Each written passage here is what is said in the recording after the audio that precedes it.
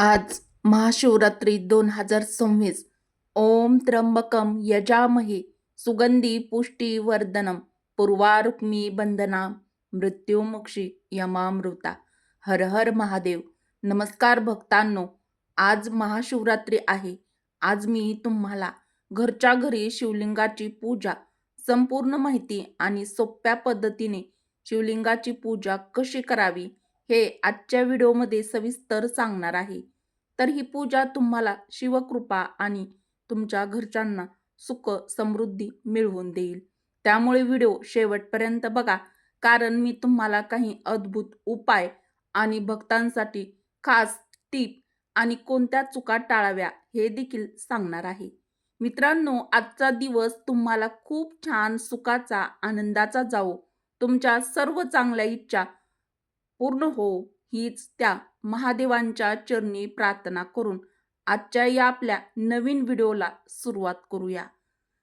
मित्रांनो, व्हिडिओमध्ये पुढे जाण्याआधी कमेंट बॉक्समध्ये हर हर महादेव किंवा ओम नमः शिवाय नक्की लिहा. महादेव तुमच्या इच्छा पूर्ण करतील. सर्वांना महाशिवरात्रीच्या हार्दिक शुभेच्छा. आज 15 फेब्रुवारी रविवार आहे आणि आज महाशिवरात्रीचा अत्यंत पवित्र दिवस पर्वकाळ आपण साजरा करणार आहोत किंवा केला जात आहे. तर या दिवशी चतुर्दशी तिथी सायंकाळी सुमारे 5:04 सुरू झाली आणि पुढील 16 फेब्रुवारी संध्याकाळी 5:34 वाजेपर्यंत चालेल. शिवलिंगाची पूजा तुम्ही सायंकाळी सुमारे 5:04 नंतरच सुरू करा किंवा करू शकता. रात्रभर 4 प्रहर पूजा करून विशेषतः निषिद्ध काळ 12:09 ते 1:01 हा जप अभिषेक करणे अत्यंत शुभ आहे. व्रत सकाळी 6:58 3:23 पारणे करा. संपूर्ण राहुकाळ, 4 प्रहर पूजा आणि अधिक शुद्ध वेळा ही संपूर्ण माहितीसाठी आपल्या चॅनलवरती एक वेगळा व्हिडिओ बनवलेला आहे.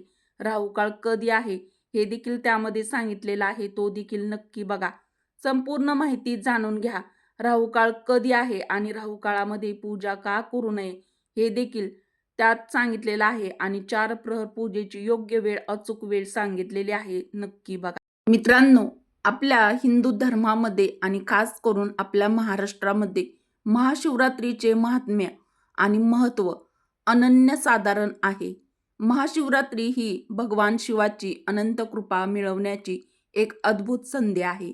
या दिवशी रात्री जागरण करून, तपस्या करून, महाशिवरात्रीचा उपवास करून, ध्यान करून पूजा केल्यास, शिवलिंगावर योग्य वस्तू अर्पण केल्याने भगवान शिवाची कृपा होते. शिवपुराणानुसार योग्य केलेली पूजा माणसाच्या जीवनातील अडचणी दूर करते, धन, आरोग्य आणि सुख समृद्धी वाढवते.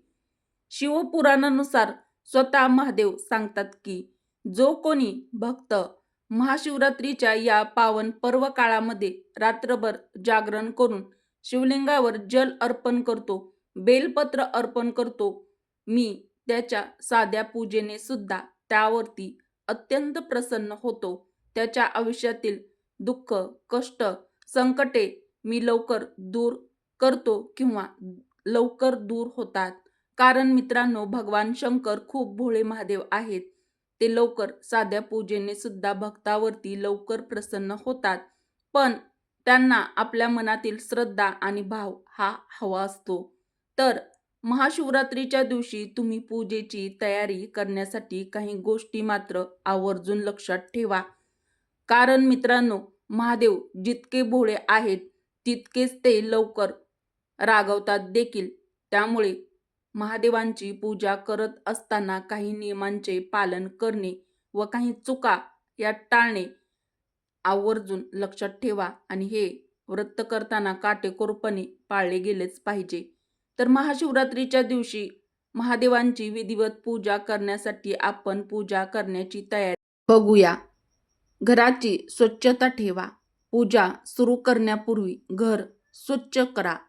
देवघर आणि पूजा कोणात फुले, दीप, धूप, अगरबत्ती लावून वातावरण पवित्र प्रसन्न करा. सामुग्रीची तयारी करून ठेवा. शिवलिंग नवीन किंवा स्वच्छ केलेलं असावा.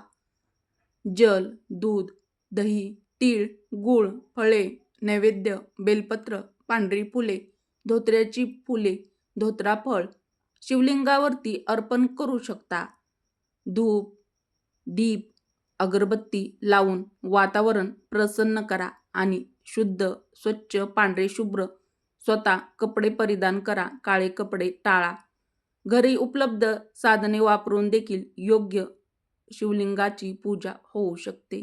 उपवासाची तयारी आवश्यक असल्यास उपवास जर तुम्ही करणार असाल तर सकाळी हलके पदार्थ, फळे, फलाहार, दूध नक्की घ्या. पूजा प्रक्रिया. शिवलिंगाची स्वच्छता करणे हे अत्यंत आवश्यक आहे. हलक्या पाण्याने शिवलिंग स्वच्छ करा. नंतर दूध किंवा दही ओतून शुद्धीकरण करा. हळूहळू वळवून प्रत्येक बाजूस स्वच्छ करावे किंवा शुद्धीकरण करून घ्यावे. 2. पंचामृत अर्पण करणे. दूध, दही, तूप, मध, गूळ या 5 वस्तूंचे पंचामृत बनवा. शिवलिंगावर हळूहळू अर्पण करा.